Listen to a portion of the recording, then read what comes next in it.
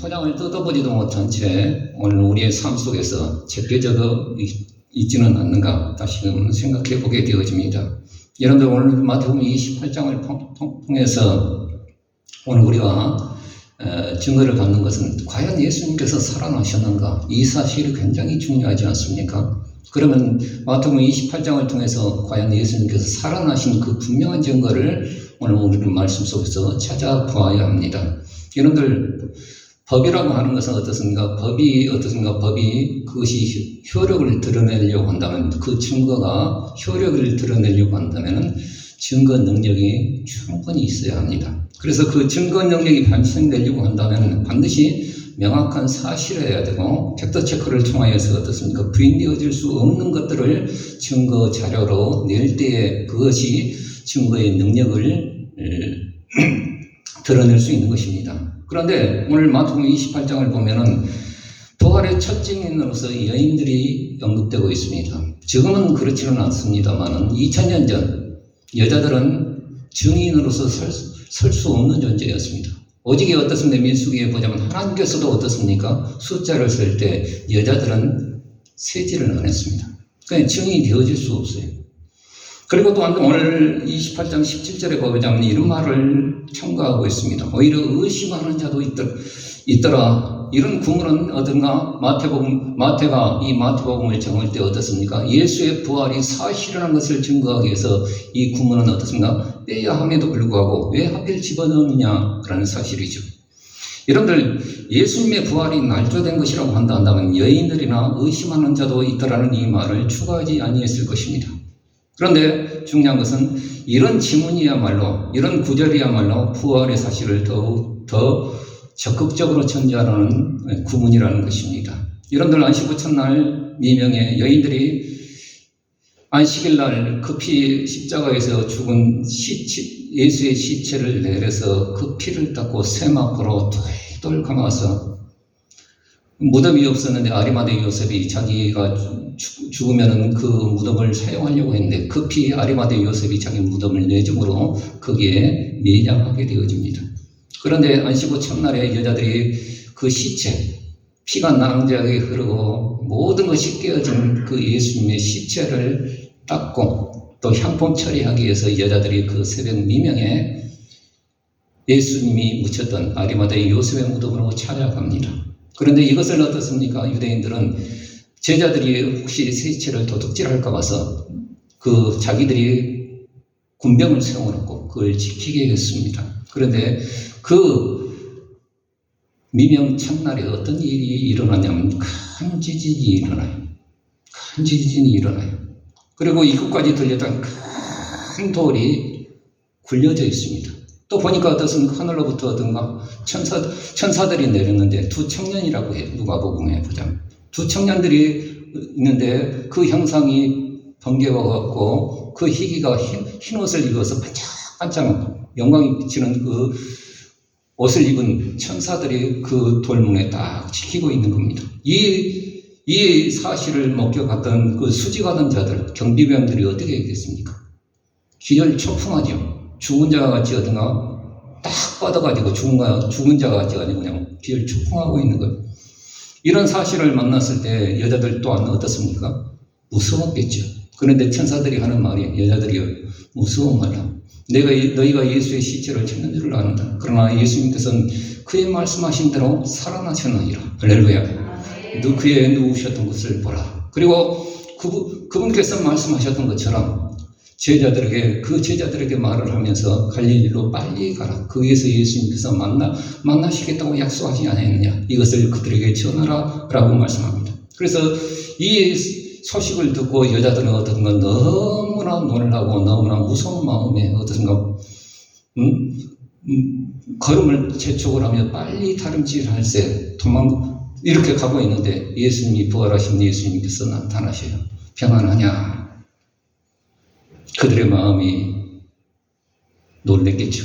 그리고 예수의 발 앞에 엎드려 경배할 때 예수님께서 똑같은 천사들이 하셨던 그 말씀을 예수님께서 하십니다. 내 형제들에게 배신 때린 놈들이에요. 예수님 죽으실 때 다 뻘뻘이 흩어졌던 놈들이에요.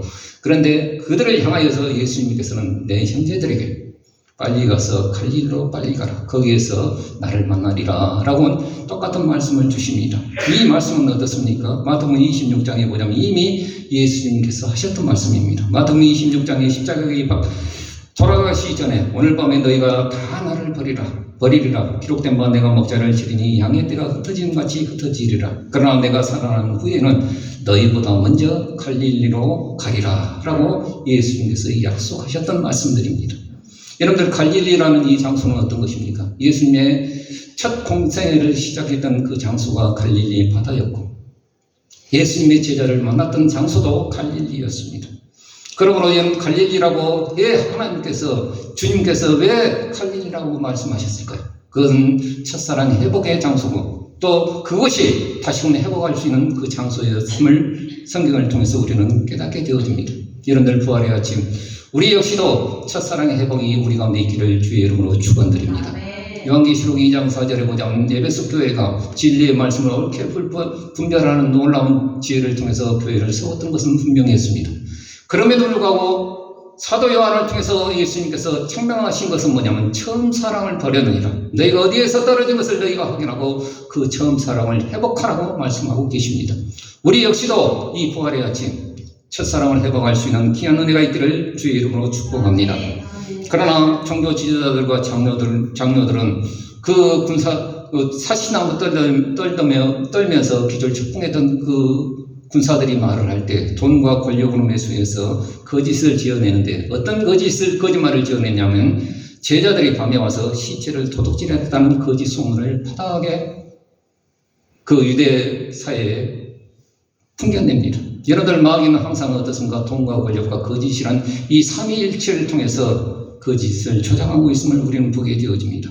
그러나 현장에 그 아리마다의 요셉의 굴에 현장에 부인해야 부인할 수 없는 예수의 부활의 그 증거가 딱 하나 있는데, 그것은 뭐냐면 누에 꼬치같이 둘둘 말린, 여기 보자면 풀어 헤쳐져 있지만은 성경을 보자면 세마포로 시체를 쌀 때는 어떻게 합니까? 둘둘만 염한다 하잖아요. 죽은 시체를 염한다 하잖아요. 예수님의 시체도 염하듯이 어떤가 둘둘 말아놨습니다. 그런데 요한복음에 보자면은 요한 사도가 보았던 것은 무엇이냐면 이 둘둘 말린 세마포 염이 그대로 있고, 또 머리에 쌓았던 수건은 따로 제껴져 있으면서 예수님의 몸이 그대로 빠져. 이것은 어떻습니까? 예수님의 시체가 도둑질 당한 것이 아니라는 사실을 분명히 말해주고 있습니다. 여러분들, 예수님의 시체를 도둑질했다고 한다면 그 염체 들고 갔겠습니까? 염을 그대로 놔두고 갔겠습니까? 염체 들고 갔을 것 아닙니까? 그러므로 여러분들, 세마포, 둘둘 말긴 이 세마포, 이것이 예수님의 부활의 명백한 증거라는 사실을 기억하길 주의 이름으로 축원드립니다. 요한복음 20장 7절의 말씀 한번 같이 읽어봅시다. 시작. 세마포가 놓였고 또 머리를 썼던 수건은 세마포와 함께 놓이지 않고 딴 곳에 겹쳐 있더라. 이것이 예수님의 부활의 명백한 증거인 것을 우리는 보게 되어집니다. 이뿐만 아니라 부활을 목격했던 500의 제자들이 그의 삶들을 통해서 예수님의 부활을 목격하고 예수님의 부활의 증인이 되었던 것을 우리는 보게 되어집니다. 더군다나 어떻습니까? 핍박자였던, 예수를 믿지도 아니했고 거부했고 예수 믿는 사람들을 죽이기에 혈안이 되었던 사울이라는 이 청년이 나중에는 예수 그리스도의 부활의 증인으로서 성경에 기록되고 있다는 이 사실, 이것은 부인할래야 부인할 수 없는 부활이 우리 속에 사실이라는 사실을 성경은 말해주고 있습니다. 여러분들, 사도행전을 보면 사도 바울은 이 부활의 증인으로서 그 사명을 그냥 옥에 갇혀 있어도, 무엇이 막더라도, 무엇이 자기를 어떻습니까? 옥죄고 매여 있다 하더라도 능히 이 복음의 그 놀라운 은혜는 매지 아니했음을 말해주고 있습니다. 디모데후서에 보자면 2장 9절에 보자면 이런 말을 합니다. 사도 바울은 말을 하기를, 내가 제수와 같이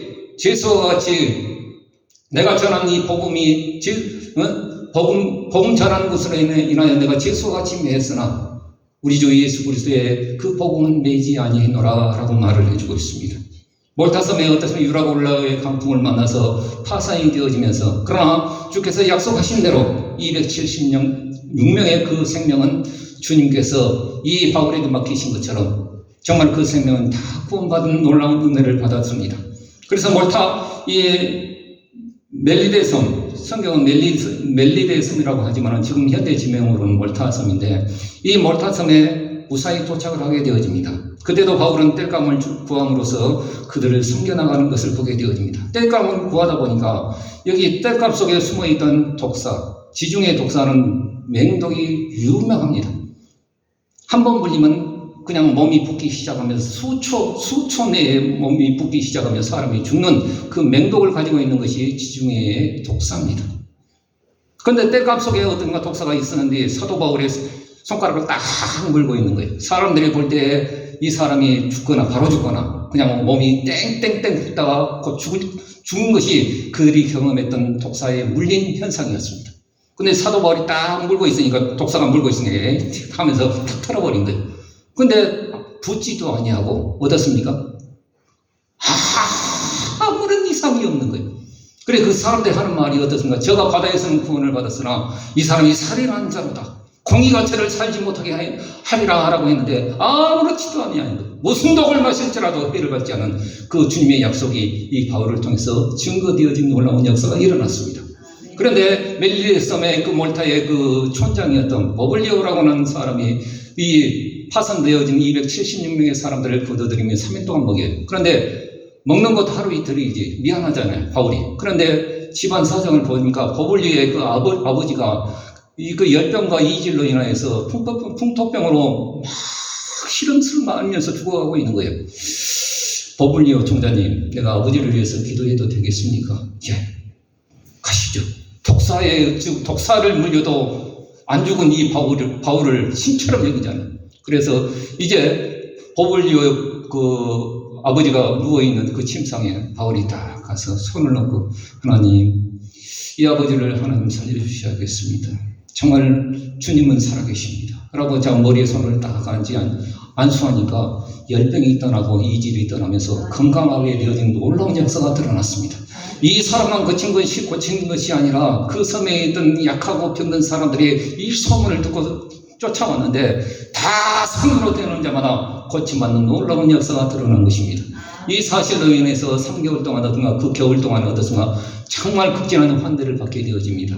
그리고 그 항구의 겨울을 보내고 있던 그 애굽의 곡식의 수송선이었던 알렉산드리아 호를 타고 드디어 노마의 제수의 몸으로 끌려가게 되어집니다.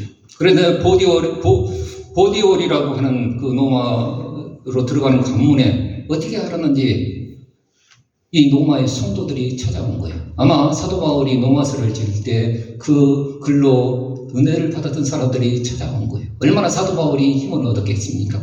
그리고 이제 아피오가도라고 하는 큰, 우리로 말해서 그 신장로가 있는데, 아피오가도를 지나서 상관, 새 여관이 있는 곳을 지나서 드디어 노마로 들어가면서 가택 영국의 상태로 이제 갇히게 되었습니다. 그런데 중요한 것은 이 갇히면 여러분들 가이사라 빌립보에서 2년, 또 정말 노마 가택 영국에서 2년 허송 생활이 지나가고 있는 거예요. 그런데 어떻습니까? 사도 바울이 그 오는 사람들을 어떻습니까? 예수 그리스도의 복음을 전하고 또 자유롭게 그 복음을 전하되 그 많은 사람이 없었더라라고 하면서 사도행전은 끝나고 있음을 보게 되어집니다.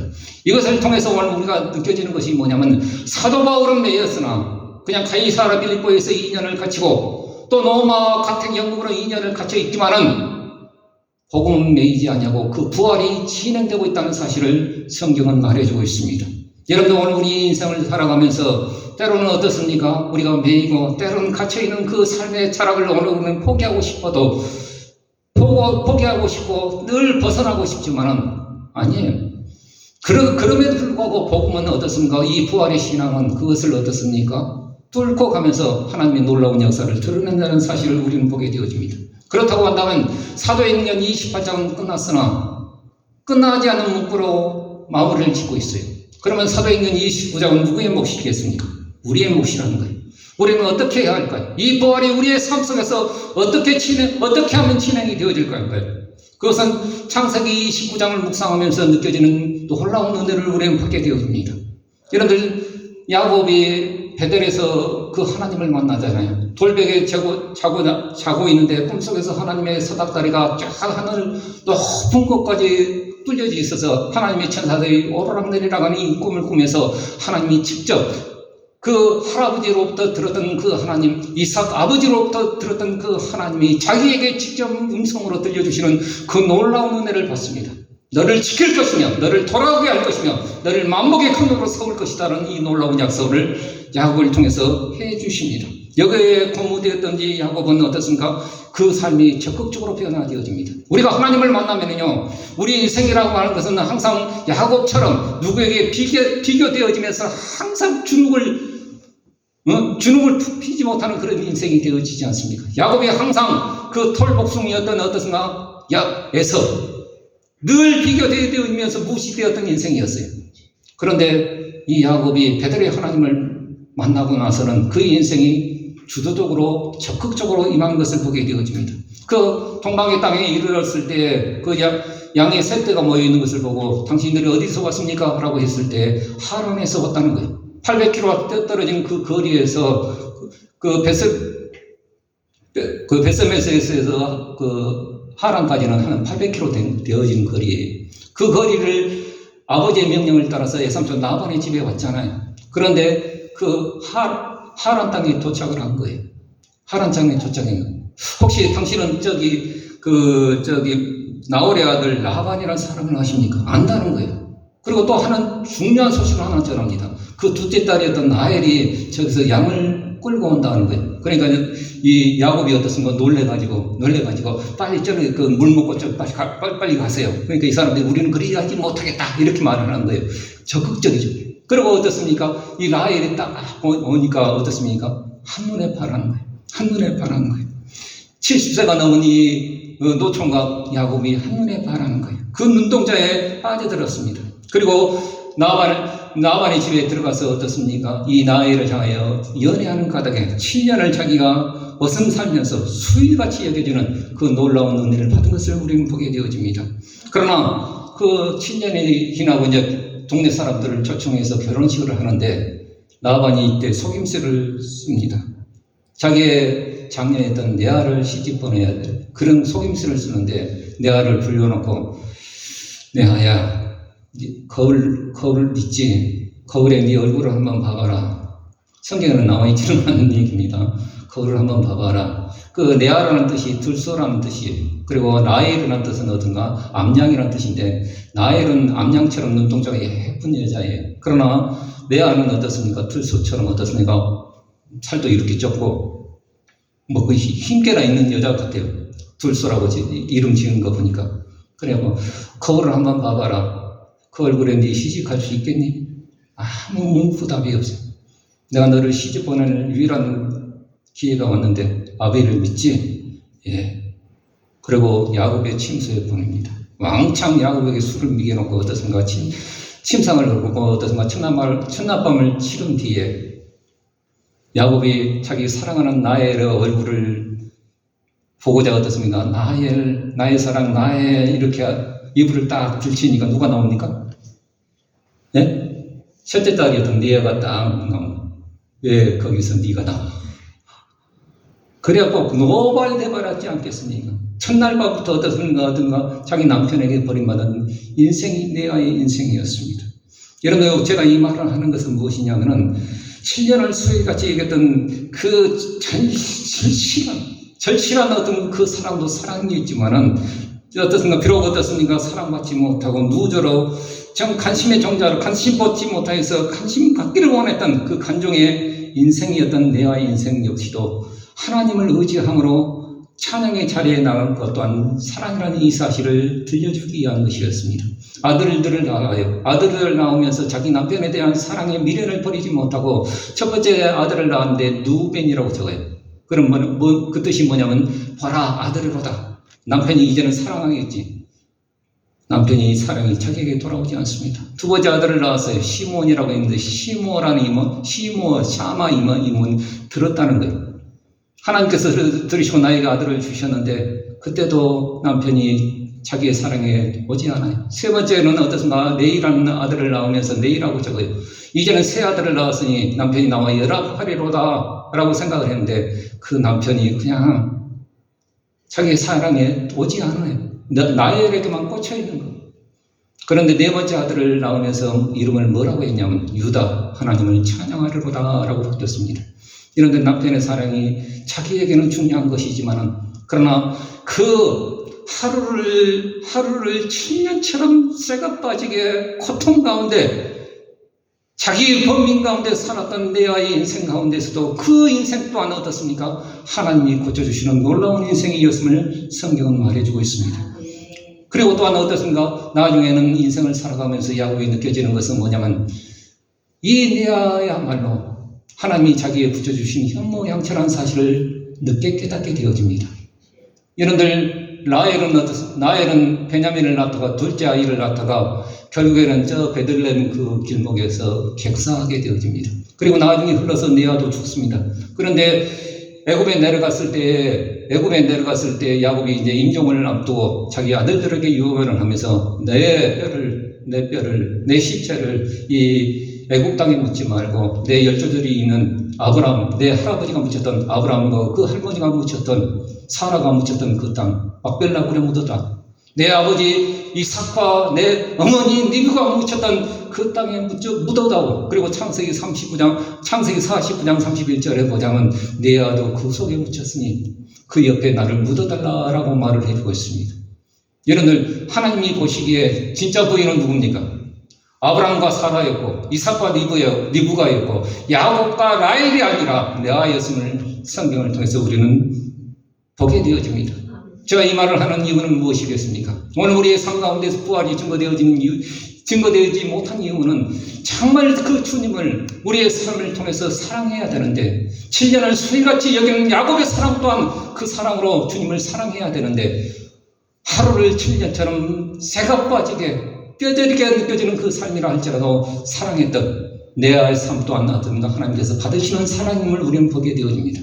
이거는 무엇이냐? 오늘 우리는 주님을 사랑할 때 어떻게 사랑해야 하겠습니까? 그냥 냄비 끓듯이 그냥 주님 사랑해요 라고 말을 하면서도 7년이 끝나면 언제 그런 듯이 되돌아서는 그런 믿음이 아니라 변함없이 주님을 사랑하는 레아의 사랑이 진짜 사랑인 것을 성경은 말해주고 있습니다. 그러므로 오늘 우리는 어떻게 해야 되느냐? 에베소서의 말씀을 한번 같이 읽어보십시다. 시작. 주 예수 그리스도를 변함없이 사랑하는 모든 자에게 은혜가 있을지어다. 그렇죠. 예수 그리스도를 변함없이 사랑하는 모든 자에게 은혜가 있을지어다. 여러분 오늘 우리는 이 부활이 우리 가운데 진행되어지려고 한다면 그 진행령이 되어지려고 한다면 변함없이 주님을 사랑해야 할 줄로 믿습니다. 그냥 잘 될 때만 하나님을 사랑해요. 잘 될 때만 주님을 사랑해요. 안 될 때는 주님 나를 미워하시고 주님 나 또한 버릴 것 같아요 라고 말하지 마시고 그 세월 동안에 주님을 늘 인정하며 변함없이 주님을 사랑하는 자에게 하나님의 은혜가 임한다는 이 사실을 기억하길 주의 이름으로 축복합니다. 그러면 오늘 우리는 그 현실을 어떻게 살아가야 할까요? 에스더 5장은 오늘 우리에게 말을 해주고 있습니다. 3일 동안 자기가 선포한 대로 죽으면 죽으리라 하면서 금식하고 왕 앞에 나갑니다. 페르시아의 법은 어땠습니까? 황제가 금호를 내밀기 전에 나아갔다가는 죽음을 당합니다. 아수르의 왕이 살라미스 해전에서 완패를 당하고 모든 자기가 적국에게 이기게 되어지면 승전보를 높으며 그 가치가 높여지는데 패전을 하게 되어지면 어떤 놈이 죽이려고 하는데 그 뭐가 있기 마련이.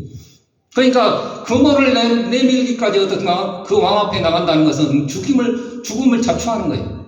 왕비라 할지라도. 근데 죽으면 죽으리라 이렇게 수척한 모습으로 3일 동안 금식하니까 수척한 모습으로 왕 앞에 나가게 되어집니다. 그때 웬걸 아수르의 왕이 어떻습니까? 다 불쌍히 여기며 사랑스러운 마음을 갖고 금호를 내어밉니다. 그러나 즉석에서 그 에스더 왕비는 자기의 소원을 말하지 아니하고 그 대신 왕과 하만을 그날 잔치에 또 그 다음 날 잔치에 초대한 것으로 마무리 짓게 되어집니다. 하만은 왕과 자기가 그 에스더 왕비의 잔치에 초청됐다는 이 사실 하나만으로 나의 누가 왕과 같이 높임을 받은 사람이 어디 있겠느냐 의기양양하면서 대궐문을 나섰는데 아직까지도 베옷을 입고 거기에서 어떻습니까? 태성 통곡하고 있는 모르드게를 만나게 되어집니다. 그런데 자기가 지나가도 왕 다음에 치리자인데 자기가 지나가도 베옷을 입고 꼼짝달싹 앉지 않냐고 그 속에서 울고 있는 모르드게를 볼 때 화가 머리 끝까지 치밀어 놓은 거예요. 저 새끼 집에 와서 이 사실을 말하니까 자기 아내도 자기 친구들도 20m 장대를 세워서 이놈의 시체를 매달아야 합니다. 그리고 장대를 높이 세워놔요. 그 다음 날 왕에게 제가를 받기 위해서 이제 하는 것입니다. 근데 오늘 우리가 이 말씀을 읽어보면서 또 우리가 느껴지는 것은 무엇이냐면 에스더가 왜 차일피일 지금 미루고 있느냐 말이에요. 유대인과 모르드게는 어떻습니까? 지금 대성통곡하며 하나님 앞에 베옷을 입고 하나님 앞에 이 사실이 벗어나기 위해서 하나님 앞에 기도하고 있는데 왜 에스더는 차일피일 미루고 있느냐 이 말이죠. 그것은 악이 악으로도 온전하게 드러나는 하나님의 일하시는 때를 에스더는 기다린 것입니다. 여러분들 오늘 우리는 우리가 성도가 우리의 삶을 통해서 하나님의 그 부활의 영광과 하나님의 부활의 증거가 드러내기 위해서는 어떻게 해야 되느냐? 물론 오늘 우리는 담대하게 나아가야 합니다.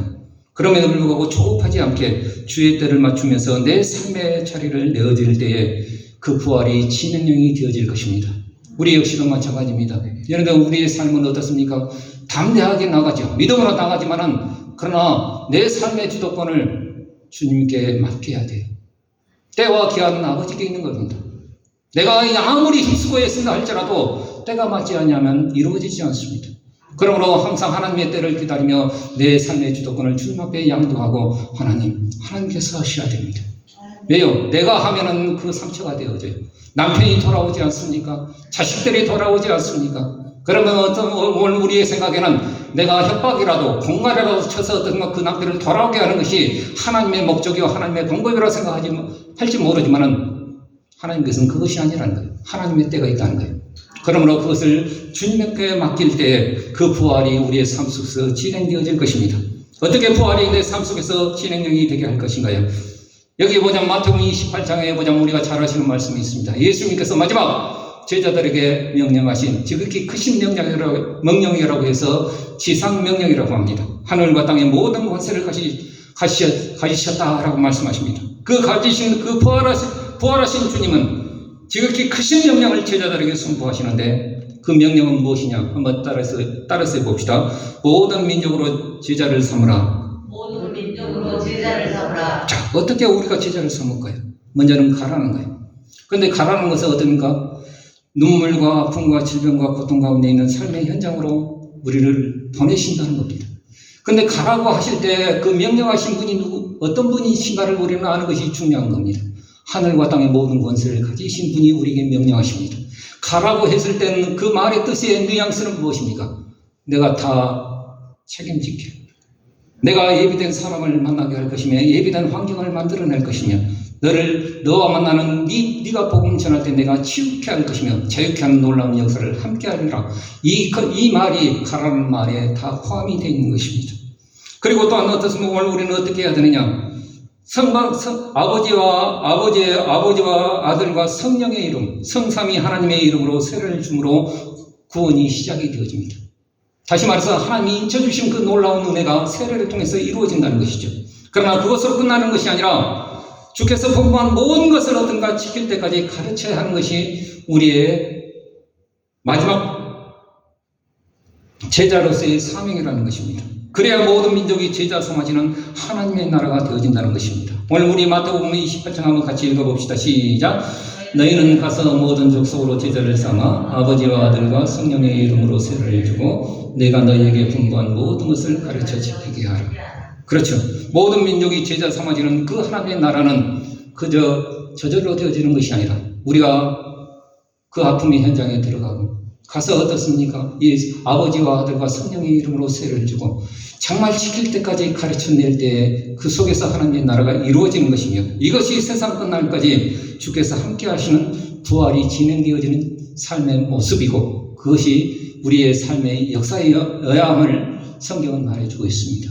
우리 역시도 여러분들 부활이 오늘 우리 속에서 그냥 사장되어지는 과거에 끝났던 과거 분사로 끝나고 있습니까? 지금도 ING형으로 진행력으로 계속 진행되고 있습니까? 한번 물어봐야 합니다. 예수님은 2000년 전에 부활하셨는데 그 주님은 뭐하고 계실까요?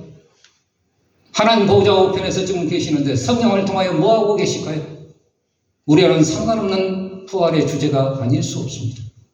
그러나 중요한 것은 그 주님은 지금도 가서 하나님의 말씀을 전하고 아버지와 아들과 성령의 이름으로 세례를 주면서 주님이 우리에게 당부하여 주신 그 모든 당부한 그 모든 말씀을 가르쳐 지킬 때 그 속에서 하나님의 나라는 부활은 진행령이 되어진다는 거예요. 바울은 어떻습니까? 2년 동안 옥에 갇혀 있고 또 노마 감옥에 갇혀 있었어요. 그런데 옥중 서신을 보면 빌립보서에 보자면은 뭐라고 말하느냐? 성도들아, 나를 위해서 좀 기도해다오. 빨리 내가 옥에서 빨리 풀려지기를 위해서 기도해다오. 이런 말 한 구절도 하지 않았습니다. 딱 하나 말한 것은 그리스도의 비밀이 나의 입술을 통해서 증거되어지기를 원한다. 이를 위해서 좀 기도해다오. 그러니까 시대들이, 이 사람들은 왕의 친제들이에요. 옥을 지키는 사람들이 왕의 친제들이에요. 그 사람들이 윤번을 따라서 어떻습니까? 이렇게 물갈이 할 때 그 사람들이 황제 앞에 들어가요. 그 사람들이 황제 앞에 들어가면서 예수 그리스도의 복음을 전하고 또 복음의 놀라운 역사를 바울을 통해서 들었던 그 말씀을 전할 때 놀라운 역사가 일어나요. 그렇게 들어가지 않을 것 같은 그 황제들의 그 가족 가운데서 어떻습니까? 복음을 들었던 사람이 놀랍게 드러나요. 시대 가운데 이 군인들 가운데도 하나님의 나라가 이루어지는 놀라운 역사가 일어났습니다. 이런 부활은 바울을 통해서 진행되고 있었음을 성경은 오늘 우리에게 증거해 주고 있습니다. 여러분들 오늘 우리의 삶을 오늘 우리는 다시금 재정립해야 합니다. 여러분들 오늘 우리는 환경의 어려움 때문에 어떻습니까? 내가 신앙생활을 잘 하겠습니다, 하나님. 그러나 내 환경부터 좀 고쳐주세요. 아니에요. 하나님은 환경이 매이든 어찌하든지 어떻습니까? 하나님은 네가 그 복음을 갖고 가라는 거예요. 바울이 어떻습니까? 언제까지 어떻습니까? 자기의 질서의 몸에 그 자유의 몸을 어떤가 강구하며 하나님 앞에 있었던 것도 하나도 없어요. 4년 동안 갇혀 있어요. 근데 디모데후서 2장 9절에 보자면 내가 질서와 같이 매였으나 나는 매였으나 하나님의 말씀은 매이지 아니하였도다. 할렐루야. 이것이 바울의 증거였습니다. 우리 역시도 마찬가지입니다. 우리가 매인 것 많잖아요. 자녀 때문에 매인 것 있고 경제적인 문제 때문에 매인 것 있고 또 건강에 매인 것이 우리 가운데 있습니다. 그러나 가라는 거예요. 갈 때 풀려지는 역사가 일어납니다. 하나님 내가 고쳐주시면 하겠습니다. 건강하지 못했을 때 하지 못한 것이 건강하면 하겠습니까? 경제적인 것이 좀 없을 때 하지 못한 것이 경제적인 것이 풀려졌을 때 여러분들이 정말 그 삶을 살아갈 수 있다고 생각하십니까? 그야 어떻든 우리는 그냥 가라는 거예요. 가면 해주실 거라는 거예요. 할렐루야. 이 은혜가 오늘 우리 가운데 있기를 주의 이름으로 축복합니다. 여러분들 우리는 어떻습니까? 매이지 말아야 돼요. 하나님이 그 방법대로 또 이렇게 하나님이 역사해 주신 것들이 있어요. 우리의 삶은 어떻습니까? 우리의 인생이라고 하는 것은 어떤가 우리가 깨끗한 것 같아도 하나 딱 뒤집어 보면 어떤가 시궁창요 어떤가 도떼기 시장이에요. 뭔가 온전한 것도 하나도 없고 생체투성이고 그래요. 그러면 어떤 우리는 하나님 앞에 이거 고쳐주시고 좀 정리해 주시고 이렇게 해주시면 내가 좀 이렇게 가겠습니다. 아니에요. 바울은 여전히 질서의 몸이었지만 그 길을 걸어갔어요. 부활이 진행되어졌어요. 우리의 삶 역시도 매인 것이 있습니까? 건강하지 못한 것이 있습니까? 경제적인 연약함이 있습니까? 믿음으로 가세요. 믿음으로 가세요. 주님이 역사해 주십니다. 주님은 살아계시기 때문입니다. 이 은혜가 있기를 주의 이름으로 축복합니다.